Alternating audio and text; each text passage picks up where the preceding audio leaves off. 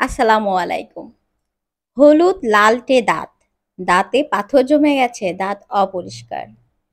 দাঁতের সমস্ত পাথর দূর করে দাঁত চকচকে ঝকঝকে করবে আজকের রেমেডি। আজকে আমি দুইটি রেমেডি আপনাদের সাথে শেয়ার করব, যে দুইটির মধ্যে যে কোনো একটি আপনার পছন্দ মতো দাঁতে ব্যবহার করে দাঁত সাদা ধপধপে চকচকে ঝকঝকে করতে পারবেন।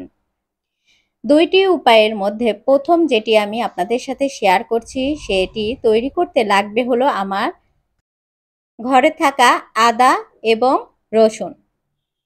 এখানে আমি এক টুকরো আদা এবং 3টি রসুনের কোয়া খোসা ছাড়িয়ে নিয়েছি। আদারও খোসা ছাড়িয়ে নিয়েছি এবং রসুনেরও খোসা ছাড়িয়ে নিয়েছি এবং পানি দিয়ে পরিষ্কার করে নিয়েছি। এরপর আমি আদা গ্রেটারে গ্রেট করে নিচ্ছি। এখানে আমার পুরো আদা লাগবে না, এখানে হাফ আদা আমি গ্রেটারে গ্রেট করে নেব। এখানে আমার হাফ চা চামচ পরিমাণ আদা বাটা লাগবে। আপনারা এখানে আদাকে পাটায় বেটেও নিতে পারেন অথবা ব্লেন্ডারে পেস্ট করে নিতে পারেন। এরপর আমি এখানে রসুন গ্রেটারে গ্রেট করে নিচ্ছি। আদা থেকে রসুনের পরিমাণ এখানে বেশি নিতে হবে। আদা আমি গ্রেটারে গ্রেট করে নিয়েছি হাফ চা চামচ পরিমাণ এবং রসুন নেব 1 চা চামচ পরিমাণ। এর জন্য আমার লাগবে হলো এখানে 2 কোয়া রসুন। 3 কোয়া রসুন লাগবে না, এখানে 2 কোয়া রসুন দিয়ে 1 চা চামচ পরিমাণ আদার পেস্ট এখানে হবে। আমি যেটুকু তৈরি করব এটুকু অন্তত পক্ষে আপনারা 3 থেকে 4 দিন সংরক্ষণ করে ব্যবহার করতে পারবেন। এখানে 2টি রসুনের কোয়া এবং অর্ধেক পরিমাণ আদা আমি গ্রেটারে গ্রেট করে নিয়েছি, দেখতেই পাচ্ছেন। এখানে এরপর 2 নাম্বার অ্যাড করছি নারিকেল তেল। এখানে আমি প্যারাশুট নারিকেল তেল অ্যাড করছি, আপনারা যে কোনো নারিকেল তেল দিয়ে এটি করতে পারবেন। ঘরে থাকা হাতের কাছে থাকা উপকরণগুলো দিয়ে আমি আজকের এই রেমেডিগুলো তৈরি করব। যে দুইটি রেমেডি তৈরি করব, দুইটির মধ্যে যেটি আপনাদের কাছে সহজ মনে হবে এবং আপনাদের হাতের কাছে থাকা উপকরণগুলো দিয়ে তৈরি করতে পারবেন, তার মধ্যে যে কোনো একটি আপনাদের দাঁতে ব্যবহার করবেন। এখানে আদা, রসুন এবং নারিকেল তেল। এরপর অ্যাড করছি লেবুর রস। এখানে অল্প পরিমাণ আমি লেবুর রস অ্যাড করব। 3 থেকে 4 ফোঁটা পরিমাণ লেবুর রস অ্যাড করে দিলাম। এরপর আমি এর সাথে অ্যাড করব রান্নার হলুদ। এখানে অল্প পরিমাণ আমি রান্নার হলুদ অ্যাড করে দিচ্ছি। 1 থেকে 2 চিমটি পরিমাণ রান্নার হলুদ অ্যাড করবেন। যাদের দাঁতে পোকা আছে, দাঁত ব্যথা করে, দাঁতে ঘা হয়ে গেছে, দাঁতের মাড়ি ফুলে গেছে, দাঁতের মাড়িতে ক্ষত হয়েছে, তাদের জন্য কিন্তু এই রান্নার হলুদ বেশ উপকারী, ঘা শুকিয়ে দেবে। এরপর এর সাথে অ্যাড করব টুথপেস্ট। আমি এখানে নিচ্ছি পেপসোডেন্ট। আপনারা যে কোনো টুথপেস্ট দিয়ে এটি করতে পারবেন। যেটি আপনাদের দাঁতে ব্যবহার করেন সেই টুথপেস্ট এখানে অল্প পরিমাণ অ্যাড করে দেবেন। এরপর সবগুলো উপকরণ ভালোভাবে মিশিয়ে নিতে হবে। এই সবগুলো উপকরণই কিন্তু আমাদের রান্নাঘরে হাতের কাছে সব সময় থাকে।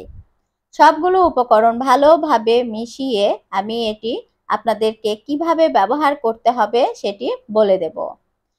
ছোট বড় সকল বয়সের সবাই এটি দাঁতে ব্যবহার করতে পারবেন এবং এটি একবার তৈরি করে বেশ কিছুদিন সংরক্ষণ করে ব্যবহার করতে পারবেন। একবারে ঝামেলা মুক্ত সহজ আজকের এই রেমেডি। এটি এখন কিভাবে ব্যবহার করবেন আমি বলে দিচ্ছি। ব্রাশের সাহায্যে আপনারা সকালে অথবা রাতে, দিনে যে কোনো এক সময় আপনারা এটি ব্যবহার করবেন। প্রতিদিন একবার রাতে অথবা সকালে ঘুম থেকে উঠে ব্রাশে অল্প পরিমাণ এটি লাগিয়ে নেবেন। এরপর এটি দিয়ে 5 থেকে 10 মিনিট দাঁত ব্রাশ করবেন। সাধারণত টুথপেস্ট শুধু শুধু দাঁতে ব্যবহার করলে কিন্তু দাঁত পরিষ্কার হয় ঠিক, কিন্তু দাঁতের হলদে ভাব, লালটে ভাব এবং পাথর যেতে চায় না। এই কঠিন পাথর, কালচে দাগ ছোপ দূর করে দেবে এই রেমেডিটি, যেটি আমি টুথপেস্টের সঙ্গে অ্যাড করেছি ঘরোয়া কিছু উপকরণ। এই রেমেডিটি দাঁতে ব্যবহার করে একবারে আপনাদের দাঁত সাদা ধপধপে হবে, দাঁতের সমস্ত পাথর উঠে যাবে। এরপর আমি আপনাদের সাথে শেয়ার করব 2 নাম্বার। যাদের কাছে প্রথম রেমেডিটি ভালো লাগলো না তারা এই 2 নাম্বার রেমেডিটি ব্যবহার করতে পারেন। অনেকে আছে আদা রসুনের গন্ধ সহ্য করতে পারেন না, তারা এই 2 নাম্বার রেমেডিটি খুব সহজে দাঁতে ব্যবহার করে দাঁত চকচকে ঝকঝকে করতে পারবেন। এটি কিন্তু একেবারে সহজ একটি উপায়। এখানে একটি বাটিতে আমি টুথপেস্ট নিয়ে নিচ্ছি 1 চা চামচ পরিমাণ।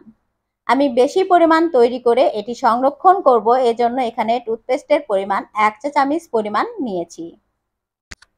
প্রতিদিন আপনারা যে টুথপেস্ট দিয়ে আপনাদের দাঁত ব্রাশ করেন ঠিক ওটি দিয়েই আজকের এই রেমেডি তৈরি করতে পারবেন।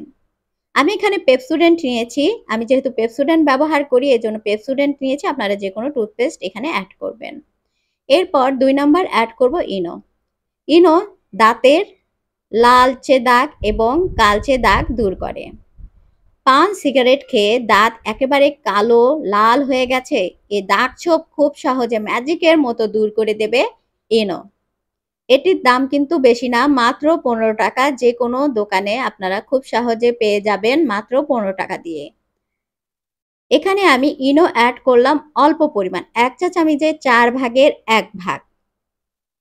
আবারও বলছি 1 চা চামচের 1/4 ভাগ এখানে অ্যাড করবেন, 1/2 চা চামচেরও কম পরিমাণ। টুথপেস্টের সঙ্গে ইনো অ্যাড করার পর এখানে অ্যাড করছি লেবুর রস।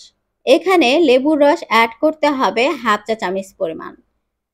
লেবুর রস দাঁতের গোড়া মজবুত করে, দাঁতে ব্যথা দূর করে এবং দাঁতের মাড়ি ফুলে যাওয়ার সমস্যা যাদের আছে সেই সমস্যাটা দূর করে দেবে লেবুর রস। এখানে 1/2 চা চামচ পরিমাণ লেবুর রস অ্যাড করে দিচ্ছি। এরপর আমি সবগুলো উপকরণ ভালোভাবে মিশিয়ে নেব। এই তিনটিকে ভালোভাবে মেশানোর পর তৈরি হয়ে যাবে এই 2 নাম্বার রেমেডিটি, যেটি একেবারে সহজ। মাত্র 15 টাকার ইনো আপনারা কিনে বেশ কিছুদিন এই রেমেডি তৈরি করতে পারবেন। যেহেতু এখানে অল্প পরিমাণ ইনো অ্যাড করেছি সেহেতু 15 টাকার একটি মিনি প্যাক কিনে আপনারা অন্তত পক্ষে অনেকবার এই রেমেডিটি তৈরি করতে পারবেন। যদি ইনো না থাকে আপনারা এখানে বেকিং সোডা অথবা বেকিং পাউডার অ্যাড করে এটি তৈরি করতে পারবেন।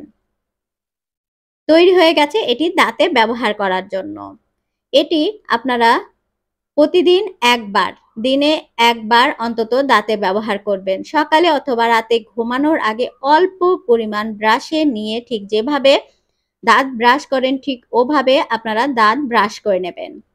2 থেকে 3 মিনিট এটি দিয়ে দাঁত ব্রাশ করার পর দেখবেন আপনাদের দাঁতের কালচে লালচে দাগ ছোপ উঠে গেছে, দাঁত সাদা ঝকঝকে হয়ে গেছে।